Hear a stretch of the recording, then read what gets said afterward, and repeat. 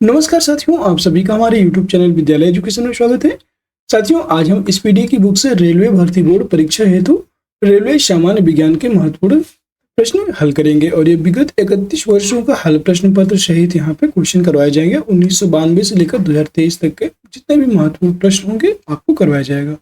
और मुख्य आकर्षण के तौर पर आप देख सकते हैं हमारा सौरमंडल, नाभिकीय भौतिकी, पर्यावरण विज्ञान, कंप्यूटर विज्ञान, मानव शरीर विज्ञान के प्रभाव, विज्ञान प्रौद्योगिकी, प्रमुख वैज्ञानिक मात्रकों की पद्धति, चिकित्सा उपकरण, ये सभी टॉपिक से आपको क्वेश्चन करवाए जाएंगे। यहाँ पे भौतिक विज्ञान, रसायन विज्ञान, जीव विज्ञान, कृषि विज्ञान, वनस्पति विज्ञान और अंतरिक्ष विज्ञान वाले टॉपिक भी आपको यहाँ पे कवर करवाए जाएंगे। तो चलिए शुरू करते हैं आज की इस क्लास को। इस पीडी की करंट अफेयर से रेलवे जनरल साइंस के महत्वपूर्ण प्रश्न है आपका अगर अगर किससे प्राप्त होता है, यह सहवाल से प्राप्त होता है। ठीक है, अगला प्रश्न है एंजोला क्या है। एजोला की बात करेंगे तो एजोला आपका एक जलीय फर्न होता है। अगला प्रश्न है सबसे अधिक क्रोमोसोम किस में पाया जाता है। क्रोमोसोम की संख्या सबसे अधिक टेरिडोफाइट्स में होती है, याद रखेंगे टेरिडोफाइट्स। आरआरबी महेंद्रू घाट 30/1/2011 में पूछे गए प्रश्न है, देख सकते हैं। जीवित जीवाश्म या लिविंग फॉसिल्स कौन से हैं, तो जीवित जीवाश्म साइकस आते हैं आपके, साइकस। अगला प्रश्न है संसार का सबसे बड़ा पुष्प कौन सा है, तो यह है आपका रेफ्लेसिया। अगला प्रश्न है संसार का सबसे छोटा पुष्प कौन सा है, यह है आपका बोल्फिया। अगला प्रश्न है पौधे के किस भाग से कॉफी प्राप्त होता है, तो पौधों के बीज, जो आपके बीज होते हैं कॉफी के, यहाँ से कॉफी प्राप्त होती है। लौंग होता है, तो लौंग होता है क्या, यह शुष्क पुष्प कलिका होती है लौंग। अगला प्रश्न है रेसरपिन नामक औषधि किससे प्राप्त होती है। रेसरपिन नामक जो औषधि है ये प्राप्त होती है राउल्फिया सर्पेंटाइना, राउल्फिया सर्पेंटाइना।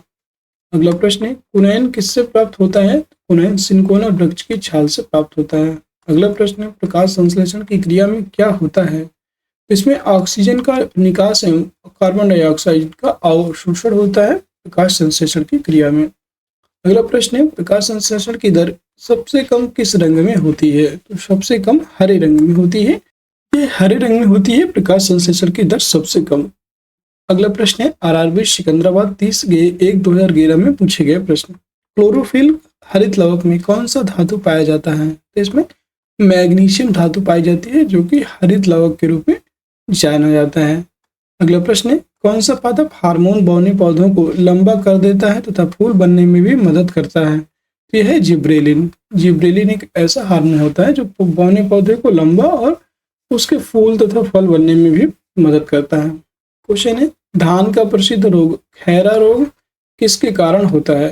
खैरा रोग यह जस्ता की कमी के कारण होता है खैरा रोग। अगला प्रश्न है कौन सी गैस पृथ्वी पर हरित गृह प्रभाव में सर्वाधिक योगदान करती है। हरित गृह प्रभाव में सर्वाधिक योगदान कौन सी गैस करती है, तो यह कार्बन डाइऑक्साइड CO2। अगला प्रश्न है मीन माता रोग किसके कारण होता है। मीन माता रोग यह होता है जल में मरकरी के प्रदूषण के कारण होता है मीन माता रोग। अगला प्रश्न है मानव त्वचा का अध्ययन करने वाली विज्ञान क्या कहलाती है। मानव त्वचा का अध्ययन करने वाले विज्ञान डर्मेटोलॉजी कहलाता है। अगला प्रश्न कीड़ों के अध्ययन करने वाली विज्ञान क्या कहलाती है। कीड़ों का अध्ययन कहलाता है एंटोमोलॉजी। कीड़ों का अध्ययन एंटोमोलॉजी। अगला प्रश्न है मधुमक्खियों का पालन कहलाता है एपीकल्चर। मधुमक्खियों के पालन को एपीकल्चर कहा जाता है। उत्परिवर्तन म्यूटेशन के सिद्धांत के जन्मदाता कौन थे। Hugo de bridge. Hugo de bridge उत्परिवर्तन यानी कि म्यूटेशन के सिद्धांत के जन्मदाता थे। आरआरबी कोलकाता 30/1/2011 को पूछे गए प्रश्न हरा प्रोटोजोआ के नाम से जाना जाता है, तो इसे यूग्लिना को जाना जाता है हरा प्रोटोजोआ के नाम से। अगला क्वेश्चन है पित्त किस अंग के द्वारा पैदा किया जाता है। पित्त की बात करेंगे तो यह यकृत अंग के द्वारा पैदा किया जाता है, यकृत लीवर। दूध को पचाने वाला एंजाइम कौन सा होता है, यह होता है रेनिन। दूध को पचाने वाला एंजाइम होता है रेनिन। दूध में कौन सी प्रोटीन पाई जाती है, दूध में केसिन प्रोटीन पाई जाती है, याद रखिएगा। अगला प्रश्न है मानव शरीर में रुधिर बैंक का कार्य कौन करता है, यह तिल्ली। तिल्ली मानव शरीर में रुधिर बैंक का कार्य करती है। शरीर में हीमोग्लोबिन का कार्य है, यह ऑक्सीजन का परिवहन करता है पूरी बॉडी में। अगला प्रश्न हीमोग्लोबिन में क्या होता है, तो हीमोग्लोबिन में लोहा आयरन होता है। आयरन लोहे को हम Fe से डिनोट करते हैं। अगला प्रश्न है, मानव शरीर में खून किसकी उपस्थिति के कारण नहीं जमता है? हिपैरिन, हिपैरिन नामक प्रोटीन के कारण। किसकी उपस्थिति के कारण नहीं जमता? हिपैरिन नामक प्रोटीन के कारण। अगला प्रश्न है, रुधिर के प्लाज्मा में किसके द्वारा एंटीबॉडी निर्मित होती है? तो रुधिर का जो प्लाज्मा होता है इसमें लिम्फोसाइट्स, जितने भी लिम्फोसाइट्स होते हैं इनके द्वारा एंटीबॉडी का निर्माण होता है। आरआरसी गोरखपुर 16/10/2013 को पूछे गए प्रश्न। लाल रक्त कणिकाएं कहाँ उत्पन्न होती हैं? यह अस्थि मज्जा में उत्पन्न होती है। और साथियों, हम लोग आज पेज नंबर 37 कर रहे हैं अभी, ठीक है। 37 आज की क्लास पेज नंबर चल रहा है। प्रश्न है, लाल रक्त कणिकाओं को शमशान कहा जाता है? तो ये प्लीहा को कहा जाता है लाल रक्त कणिकाओं को शमशान। अगला प्रश्न है, क्रेब्स चक्र में किसका संश्लेषण होता है? क्रेब्स चक्र जो होता है इसमें पायरुविक अम्ल का संश्लेषण होता है। अगला प्रश्न है, मानव शरीर में यूरिया का निर्माण कहाँ होता है? यूरिया का निर्माण होता है यकृत में, लीवर में। यूरिया का सूत्र होता है NH2CONH2, ठीक है, ये इसका फार्मूला होता है।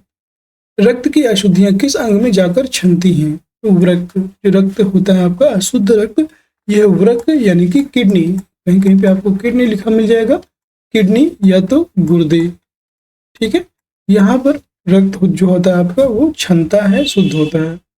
अगला प्रश्न है, श्वसन की क्रिया कहाँ संपन्न होती है? तो श्वसन की क्रिया माइटोकॉन्ड्रिया में संपन्न होती है। और माइटोकॉन्ड्रिया को पावर हाउस कहते हैं, वो ऊर्जा का power house, power house of energy.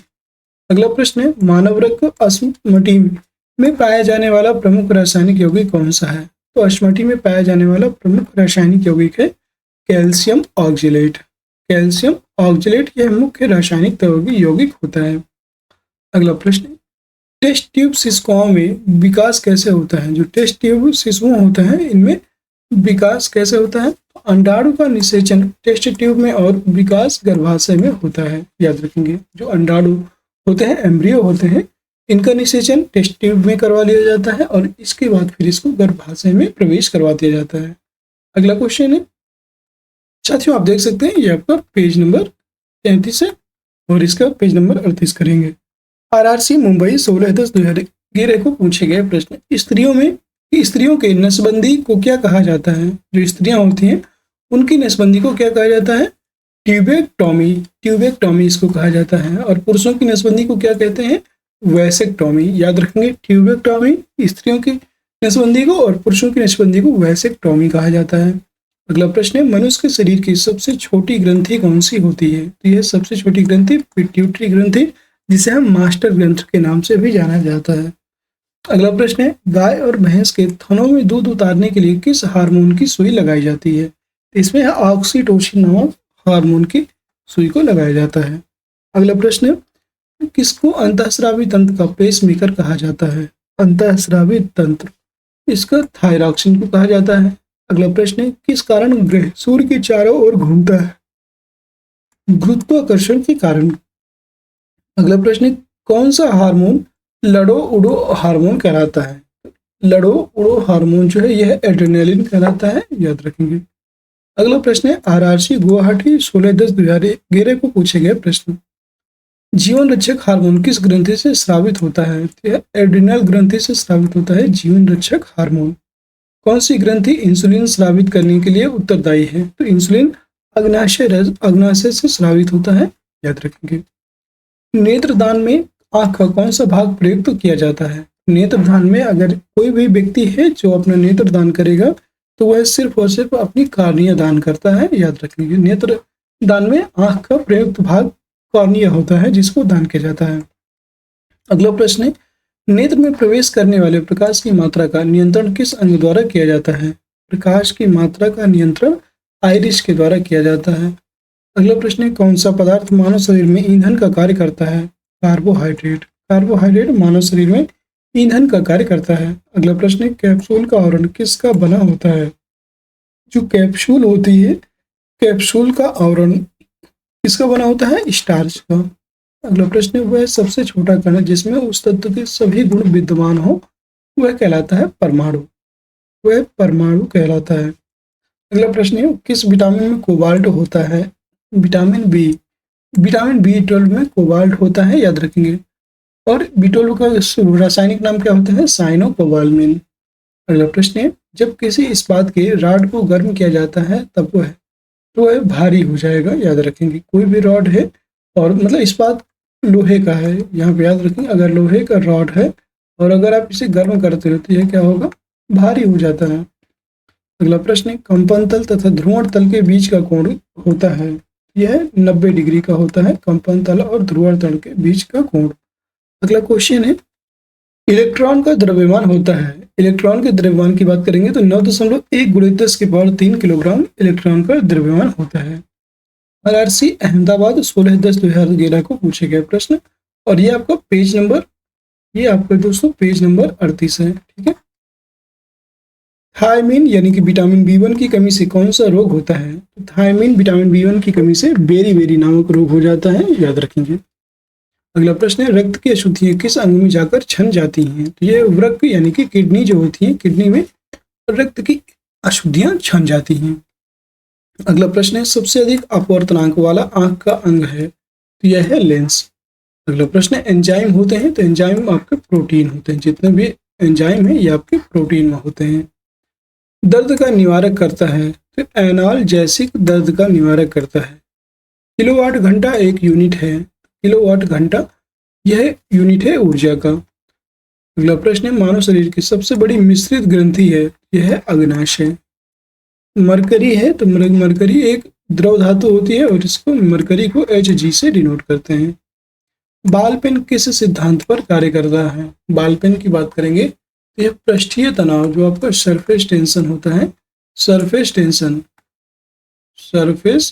Tension के सिद्धांत पर कार्य करता है, यानी कि पृष्ठीय तनाव के सिद्धांत पर कार्य करता है। मानव वयस्क के मस्तिष्क का वजन होता है? मानव वयस्क की बात करेंगे तो इसका वजन होता है मस्तिष्क का 1350 ग्राम से 1400 ग्राम तक। अगला प्रश्न है, पृथ्वी के गुरुत्वाकर्षण क्षेत्र की तीव्रता अधिकतम होती है? जितने भी तो पृथ्वी के गुरुत्वाकर्षण क्षेत्र है, यहाँ पे की तीव्रता अधिकतम ध्रुवों पर होती है। जो आपके पोल्स होते हैं, पोल्स में सबसे अधिक या ध्रुवों में सबसे अधिक गुरुत्वाकर्षण बल होता है। ट्रांसफार्मर किसके सिद्धांत पर कार्य करता है? यह अन्योन्य प्रेरणा के सिद्धांत पर कार्य करता है। अगला प्रश्न है, स्थानीय वनस्पति का संग्रह कहलाता है? यह क्या कहलाता है? यह हर्बेरियम कहलाता है। याद रखेंगे। अगला प्रश्न है, प्राकृतिक रबर को अधिक मजबूत और उच्छल बनाने के लिए उसमें कौन सा पदार्थ मिलाया जाता है? तो उसमें सल्फर नामक पदार्थ को मिलाया जाता है। याद रखेंगे। अगला प्रश्न है, किसे जंगल की आग कहा जाता है? जंगल की आग किसको कहा जाता है? तो यह ब्यूटीनिया मोनोस्पर्मा यानी कि ढाक के फूल का वानस्पतिक नाम होता है और इसको जंगल की आग के नाम से जाना जाता है। अगला प्रश्न है, प्रयोगशाला में पहली जीवन रसायन की कृत्रिम रचना क्या है? यह है यूरिया। अभी आपको यूरिया का फार्मूला भी बताया था और ये पहला जीवन रसायन बनाया गया था, मतलब प्रयोगशाला में पहला रसायन बनाया गया था यूरिया। अगला प्रश्न है, बर्फ पानी पर क्यों तैरती है? इसका मुख्य कारण क्या है? इसका कारण है बर्फ का घनत्व पानी के घनत्व से कम होता है। जैसे आप देखेंगे तो तेल का घनत्व पानी से कम होता है, इसलिए अगर तेल के ऊपर पानी को डालते हो तो तेल क्या होता है? तैरता रहता है। ठीक है। इसी तरह बर्फ का घनत्व कम होता है। ये सभी प्रश्न रेलवे सामान्य विज्ञान के हैं, देख सकते हैं। RRB मुंबई 8/1/2012 में पूछे गए प्रश्न। माइक्रोस्कोप के लेंस होता है, माइक्रोस्कोप का जो लेंस है ये होता है उत्तल, यह आपका उत्तल लेंस होता है। अगला प्रश्न है, H1N1 इन्फ्लुएंजा को कहते हैं? H1N1 इन्फ्लुएंजा को क्या कहते हैं? इसको कहते हैं स्वाइन फ्लू, इसको स्वाइन फ्लू कहा जाता है। अगला प्रश्न है, पानी में किसकी अधिक मात्रा की उपस्थिति से ब्लू बेबी सिंड्रोम होता है? पानी में अगर नाइट्रेट्स की जो मात्रा है बहुत अधिक होगी तो ये क्या हो जाएगा? ब्लू बेबी सिंड्रोम होने के चांसेस बढ़ जाते हैं। यह ब्लू बेबी सिंड्रोम हो जाता है नाइट्रेट की उपस्थिति से अधिक मात्रा में। अगला प्रश्न 2,4-D है। 2,4-D की बात करेंगे, यह एक खरपतवारनाशी होता है 2,4-D। अगला प्रश्न, यह एक जो है जैविक रसायन होता है। याद रखेंगे 2,4-D एक प्रकार का जैविक रसायन है। ठीक है, जिसे हम डालते हैं और ये खरपतवार वहां का नष्ट हो जाता है। अगला प्रश्न है, आंख का रंग किसमें मौजूद वर्णक पर निर्भर करता है? यह आइरिस में मौजूद वर्णक पर निर्भर करेगा आंख का रंग। अगला प्रश्न है वायु में हाइड्रोजन जब जलने लगती है तब पैदा करती है, तो उस टाइम पे वो जल पैदा करती है हाइड्रोजन। ठीक है, H2O वह इससे निकलता है। आरआरबी गुवाहाटी 8/1/2012 में पूछा गया प्रश्न, तराशा हुआ हीरा किस कारण से पूर्ण आंतरिक परिवर्तन से चमकता है? तराशा हुआ जो हीरा होता है यह अपने उच्च अपवर्तनांक के कारण।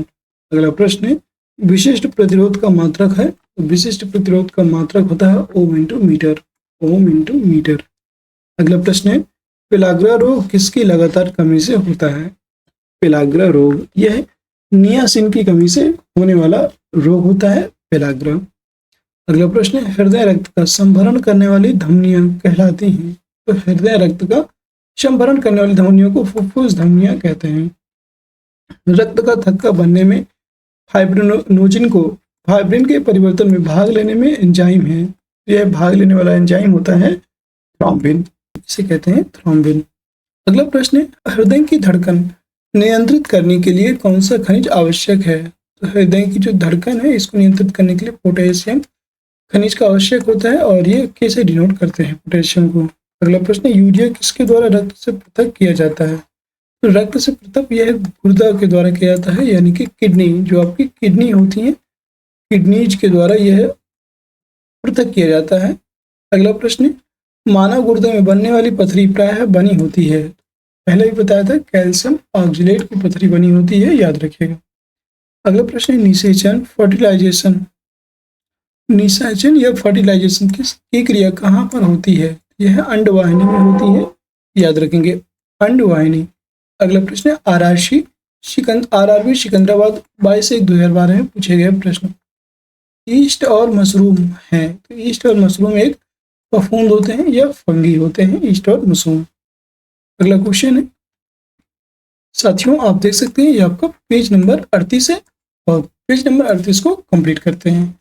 लाइकेन मिश्रित जीव है जो बने होते हैं, तो लाइकेन की बात करेंगे, यह कवक एवं शैवाल से मिलकर बने होते हैं लाइकेन, और यह प्रदूषण के सूचक होते हैं, प्रदूषण के अच्छे सूचक होते हैं, याद रखना प्रदूषण सूचक किसको कहा जाता है? लाइकेन्स को। ठीक है, अगला प्रश्न है, भोजन के वर्ग में प्रति यूनिट कैलोरी की मात्रा सर्वाधिक होती है, यह वसा में प्रति यूनिट कैलोरी सबसे अधिक होती है, याद रखिए वसा में।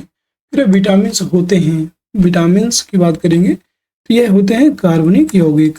अगला प्रश्न है, किस विटामिन में कोबाल्ट होता है? विटामिन B12, अभी अब बताया आपको, ये आपका रिपीट हो गया, देखिए इसी क्लास में। कोबाल्ट में जो कोबाल्ट होता है, कोबाल्ट में B12 विटामिन पाया जाता है, याद रखिएगा। दुग्ध प्रोटीन को पचाने वाला एंजाइम है, दुग्ध प्रोटीन को रेनिन नामक एंजाइम पाया जाता है, और याद रखेंगे दुग्ध प्रोटीन को पचाने वाला एंजाइम भी रेनिन होता है। शरीर में ऊतकों का निर्माण होता है, जितने भी ऊतक होते हैं इनका निर्माण कहाँ होता है? प्रोटीन से होता है, याद रखेंगे। अगला प्रश्न, मानव शरीर में विटामिन ए संचित रहता है, यह यकृत में, लीवर में विटामिन ए संचित रहता है, और विटामिन ए से कौन सा रोग होता है? तो इससे रतौंधी नामक रोग हो जाता है, इससे रतौंधी नामक रोग होता है। अगला प्रश्न, पपीता में मुख्यतः कौन सा विटामिन पाया जाता है? पपीते की बात करेंगे तो इसमें जो है विटामिन सी पाया जाता है पपीता में मुख्य रूप से, और विटामिन सी की कमी से कौन सा रोग हो जाता है? ये विटामिन सी की कमी से स्कर्वी रोग हो जाता है, याद रखोगे स्कर्वी नामक रोग विटामिन सी की कमी से हो जाता है। अगला प्रश्न है, मानव शरीर में पाचन का अधिकांश भाग किस अंग में संपन्न होता है? तो अधिकांश भाग की बात करेंगे तो यह छोटी आंत में संपन्न होता है। अगला प्रश्न है, शरीर के किस भाग में पित्त यानी कि बाइल का निर्माण होता है? पित्त रस होता है एक प्रकार का, और यह कहाँ पर निर्माण होता है इसका? यकृत, लीवर में इसका निर्माण होता है। अगला प्रश्न है, आरआरबी अजमेर 22/1/2012 को पूछे गए प्रश्न, कौन से परिवर्तन में एंजाइम ट्रिप्सिन उत्प्रेरक का कार्य करता है? एंजाइम ट्रिप्सिन उत्प्रेरक का कार्य करता है, यह प्रोटीन को अमीनो अम्लों में, याद रखेंगे जो एंजाइम होता है ट्रिप्सिन, यह उत्प्रेरक का कार्य करता है, और उत्प्रेरक के रूप में प्रोटीन को अमीनो एसिड में परिवर्तित कर देता है। अगला प्रश्न है, किस विटामिन को हार्मोन्स माना जाता है? तो यह है विटामिन डी, विटामिन डी को हार्मोन्स के नाम से भी जाना जाता है। अगला प्रश्न है, मनुष्य के जीवन काल में कितने दांत 2 बार विकसित होते हैं? 20 दांत 2 बार विकसित होते हैं। अगला प्रश्न है, भैंस के दूध में औसत वसा की मात्रा कितनी होती है? जो भी भैंस होती हैं इन पे औसत वसा की मात्रा कितनी होती है? तो याद रखेंगे औसत वसा जो है 7.2% है। अगला प्रश्न है, गाय और भैंस के थनों में दूध लगवाने के लिए गाय और भैंस के थनों में दूध उतारने के लिए किस हार्मोन की सुई लगाई जाती है? तो ये बताया आपको ऑक्सीटोसिन। ऑक्सीटोसिन नामक हार्मोन को लगाया जाता है। अगला प्रश्न है, कौन सा हार्मोन लड़ो या उड़ो का हार्मोन है? यह हार्मोन लड़ो या उड़ो हार्मोन कहलाता है, यह बताना है। यह एड्रेनालिन हार्मोन। अगला प्रश्न है, आयोडीन युक्त हार्मोन थायरॉक्सिन क्या है? ये बताना है। तो आयोडीन युक्त हार्मोन थायरॉक्सिन एक अमीनो अम्ल होता है। अगला प्रश्न है, एस्ट्रोजन किसके द्वारा उत्पादित होता है?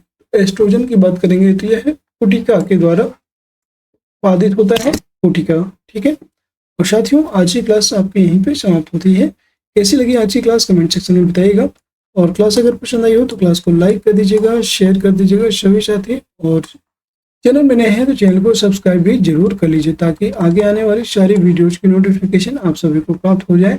और जितने भी साथी हैं क्लास में जरूर अंत तक जुड़े रहें ताकि आगे आने वाली सारी वीडियोज की नोटिफिकेशन आप सभी को प्राप्त हो जाए। ठीक है, किसी भी क्वेश्चन में किसी भी टॉपिक पॉइंट में डाउट हो तो आप हमसे कमेंट करके पूछ सकते हैं, स्क्रीनशॉट लेके, या तो आप कॉपी में लिख करके हमसे बता सकते हैं। फिर मिलते हैं किसी नेक्स्ट क्लास में, तब तक के लिए जय हिंद जय भारत। आप सभी का दिन शुभ हो।